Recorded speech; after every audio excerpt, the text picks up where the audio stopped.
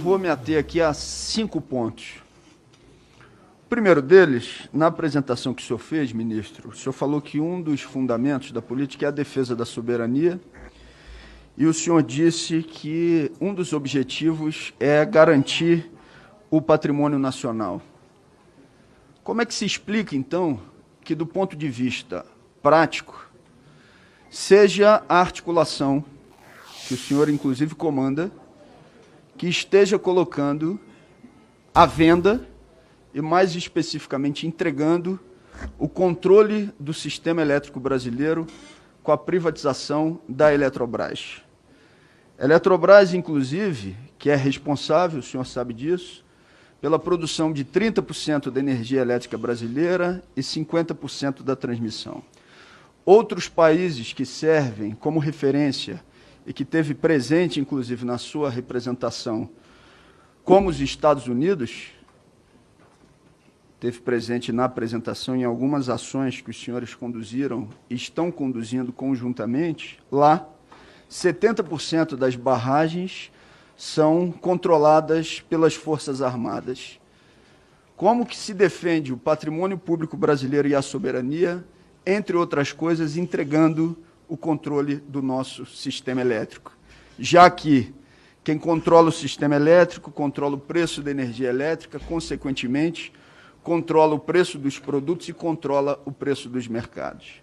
Uma segunda pergunta, ainda nessa mesma toada. Um general foi colocado como presidente dos Correios e não aceitou tocar a política de privatização que estava já sendo articulada desde o período do senhor Michel Temer. Infelizmente, esse general que se rebelou contra a tentativa de venda e de entrega não teve a solidariedade de Vossa Excelência naquela época e agora como ministro, e ele foi retirado do seu cargo naquele momento. Gostaria de saber se Vossa Excelência reflete sobre o acontecido, mesmo sendo numa administração anterior, e se tem uma relação de respeito com esse general que não aceitou que o processo de privatização continuasse a ser conduzido, mais uma vez numa afronta à soberania nacional, coisa, inclusive, sendo dita por ele nesses termos naquela época. Quando Vossa Excelência, ministro, disse que é fundamental ter uma boa esquadra à disposição para discutir um tema, um acordo, esse é o segundo tema da minha interpelação aqui no dia de hoje. Vossa Excelência estaria fazendo algum tipo de sugestão à Operação Brother Sun, ao que foi, por exemplo, o golpe militar de 64, onde tinha uma esquadra à disposição dos Estados Unidos para que o golpe se operasse no território brasileiro? Terceiro questionamento, ministro. PL 1645 de 2019, assunto ainda não respondido da maneira devida por parte do Ministério de Vossa Excelência. Matérias deram um indicativo de monitoramento de parlamentares, de militares que tinham uma posição contrária ao do governo de Jair Bolsonaro. E, inclusive, essa matéria disse que parlamentares de esquerda tinham sido, então, monitorados pela comunicação do Exército. Eu pergunto a Vossa Excelência se isso é verdadeiro. Eu sou um dos parlamentares que fui indicado como possivelmente monitorado na tramitação dessa matéria, e eu gostaria de fazer essa pergunta frente a frente. Matéria essa que gerou enorme insatisfação numa base significativa das Forças Armadas, principalmente entre praças e graduados. Vossa Excelência sabe disso, e esse foi, inclusive, um dos objetivos do monitoramento. E, evidentemente, essa revolta se ampliou muitíssimo e continua sendo presente na base das Forças Armadas quando acaba de ser divulgado, e eu queria dar a possibilidade que Vossa Excelência se justificasse publicamente para dizer se isso é verdadeiro, quando anunciados os rendimentos de ministros que compõem o primeiro escalão do governo de Jair Bolsonaro. É verdade, ministro, que no único mês, mais especificamente no mês de junho, o ministro Luiz Eduardo Ramos recebeu R$ 111,2 mil que o vice-presidente Hamilton Mourão, no único mês, recebeu R$ 108,7 mil, que o senhor Augusto Heleno recebeu R$ 107,2 mil e que Vossa Excelência recebeu R$ 100.600 no único mês, mais especificamente no mês de junho. Evidentemente, se isso for verdadeiro, quero dar a oportunidade para que o senhor possa publicamente falar sobre o assunto. A revolta que existe entre praças e graduados se amplia e com toda a razão, inclusive porque, na nossa avaliação, isso é um furo a partir do que é a representação do próprio teto constitucional. Quarto questionamento. Houve uma presença do diretor-geral da CIA em território nacional. Vários pedidos de informação foram feitos sobre o assunto, um deles, inclusive, apresentado por mim, e não foi ainda plenamente respondido. Queria saber se Vossa Excelência participou desse encontro, inclusive na casa e num jantar do embaixador americano com a presença do diretor da CIA, ou se foram só outros ministros do governo de Jair Bolsonaro, e um dos pontos questionados foi exatamente se, nesse encontro, houve a discussão sobre o escândalo das vacinas que atinge diretamente o governo federal e os seus ministros.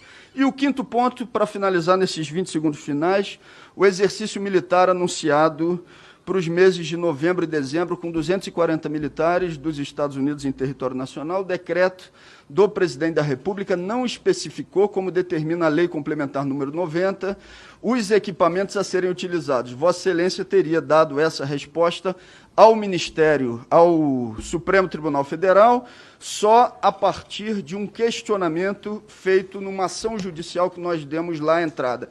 Pergunto se Vossa Excelência tem o conhecimento que o decreto, nos termos do que foi editado pelo presidente da República, importa em crime de responsabilidade pela não especificação dos equipamentos que estarão presentes no exercício militar anunciado por Vossa Excelência e pelo próprio presidente da República. Obrigado. Com relação à garantia do patrimônio nacional, sistema elétrico, essas privatizações que os senhores falaram, a defesa participa naquilo que interessa à defesa. Isso é decidido no programa, no Conselho do Programa de Parcerias e Investimentos, no PPI. Ele adota toda a transparência nas discussões, isso é um assunto que a economia leva, e os outros ministérios envolvidos em cada programa de parceria ou de privatização, ele participa da reunião, e isso é discutido lá na questão das reuniões do PPI. A defesa coloca suas posições, mas não existe ameaça à soberania. Na hora que houver uma ameaça à soberania, a defesa imediatamente levará à consideração, mas não é uma decisão exclusiva da defesa. Muito bem. Quando eu falei da esquadra, aquilo é uma frase histórica. Não tem nenhum significado. Aquilo é uma frase do Barão do Rio Branco. Me impressiona as ilações que são feitas em cima de declarações. A defesa não ameaça, não existe ameaça. A defesa não ameaça. Tá? Não existe. Ela não vai ficar ameaçando. Muito bem. PL de monitoramento de parlamentares. Não se faz nada fora do previsto em lei. Isso aí depois pode ser abordado por quem foi dito nas reportagens. As mesmas reportagens disseram que eu ameacei o ministro Lira, o deputado Lira. O Lira desmente, eu desmito, e o pessoal continua elucubrando em cima disso. Não existe, nem vi o nome do senhor em nada, nem passa perto. Tá? Não existe monitoramento de parlamentares, não existe. Outra coisa também que o senhor falou, uma coisa que é preocupante porque é perigosa, o senhor levantar ideias. Não existe insubordinação nas Forças Armadas. Se houver insubordinação, ela será punida. Eu só pediria que baixasse o tom. Não existe insubordinação nas Forças Armadas. É importante baixar o tom. Tudo bem. Porque eu falei num tom. Com relação. Falei num tom adequado. Eu não estou sendo grosseiro, eu estou deixando claro. Deixar o ministro responder, deputado Glauber. Eu estou deixando claro para os senhores. Não, os comandantes podem me corroborar. Não existe hipótese de insubordinação, de insatisfação. Não existe isso. Rendimentos. É simples. Se os senhores observarem, o que acontecia? O executivo não são militares, inclusive a maioria dos que receberam o atrasado, eles foram civis, não foram militares. O executivo ele atendeu um entendimento do STF e do TCU, que já era adotado também pelo legislativo, aplicados a eles com relação ao abate-teto. Para quem está na reserva, quem está na ativa ganha só 60%. Quando eu falo reserva e ativa, não estou falando de militares. Eu estou falando de funcionários públicos em geral. Né? E o que aconteceu? O anterior, do ano anterior, que tinha o direito, não foi recebido, só se entrar na justiça. Né? E foi pago o atrasado, inclusive com 13º, até julho. Se o senhor quiser saber o salário de um ministro, anteriormente ganhava-se R$5.000, aproximadamente, para ser ministro de Estado. Né? E o salário de ministro está no Contas Abertas, é só olhar. Então, não pode ganhar um ministro, qualquer funcionário, mais que o presidente da República.